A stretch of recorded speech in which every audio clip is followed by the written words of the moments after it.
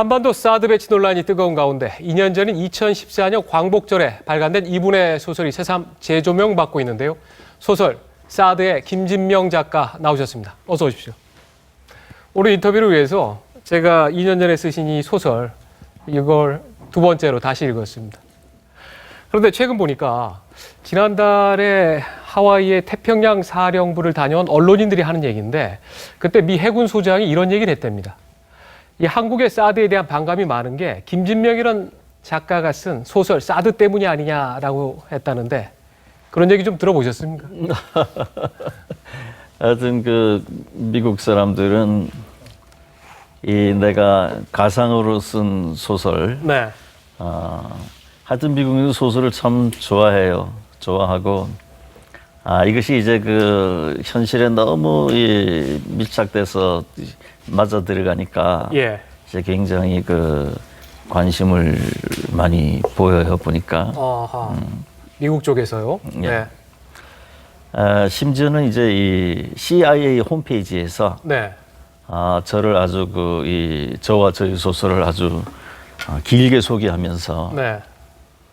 이 김진명이 이제 한국인들의 숨겨진 정서를 네. 가장 잘 대변하는 작가이다. 특히 한반도 주변의 핵과 예.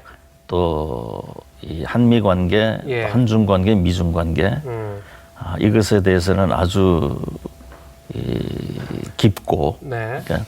그러니까 여러 에이전트들이 예. 꼭 이 사람 소설 읽어봐라, 예. 이렇게 소개도 하고 있더군요. 어떻게 보면 미국에 의해서는 약간의 불온도서로 그렇게 낙인 찍힌 것 아닙니까?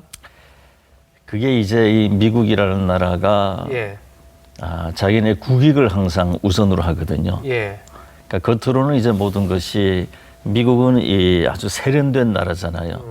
그러니까 모든 것을 점잖게 정의롭게 하지만 거기에는 이 미국의 국익이 항상 들어가 있기 때문에 예. 그 국익을 이제 제대로 집어냈을 때에 그들이 느끼는 좀 씁쓸함도 있겠죠. 그런 걸 뭐 그런 식으로 우리가 이제 한미 동맹을 봐야죠. 또 유지해야 되지만은 또 미국의 그런 본성은 또 우리 김진명 작가는 그렇게 보고 계시는데, 그런데 저는 좀 궁금한 게 2014년에는 당시 고구려라는 또 소설을 상당히 유행의 10권짜리인가요? 예. 그거를 5권째인가를 쓰다가 예. 갑자기 사드 문제를 써야겠다. 이게 갑자기 필이 딱 꽂혀서 그렇게 하셨을 텐데, 그때 무슨 계기였습니까? 그렇죠. 그때 저는 이제 이 미국이 중국과의 경쟁에서 굉장히 힘들어할 때거든요. 네. 순수 경제로만 나가면은 미국이 중국을 이길 수가 없어요. 워낙 미국은 인건비가 높고 예. 중국은 뭐 이 상품 무역에서는 최고 아닙니까? 그랬을 때 미국이 순순히 주저앉을 것이냐? 아하. 절대 그렇지는 않거든요. 네. 미국은 그 매우 강한 군사력이 있기 때문에 예. 그 군사력을 써서라도 중국과의 경쟁에서 이기려고 들 테고, 네. 자꾸 이 중국을 억압하려 들게 예. 돼 있거든요. 그랬을 때에 가장 활용하기 좋은 곳이 전 세계에서는 한반도예요. 아하.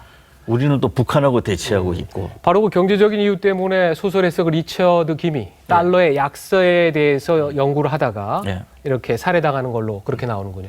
결국에 전쟁이라는 것은 항상 그 전쟁을 야기하는 이유는 항상 경제거든요.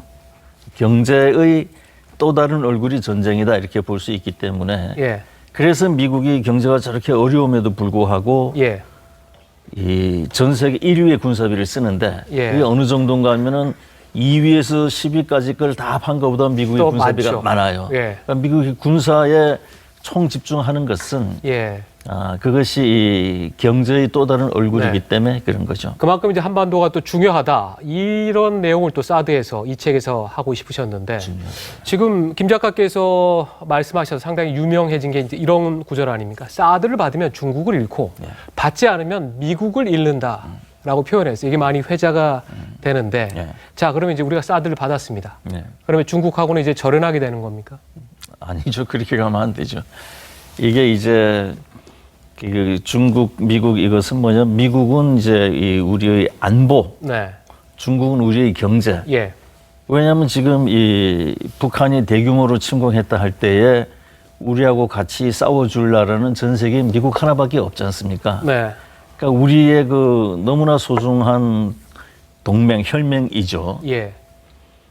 그러나 한편으로는 또 우리에게 현실적으로 어떤 어려움이 있냐면은 지금 우리가 이제 이 미국의 한 100억 달러 흑자 보지만 일본이 한 250억 달러 네. 적자 적자 보기 때문에 중국에서 한 60억 달러 흑자 보는 걸로 우리가 경제를 해나가거든요. 예.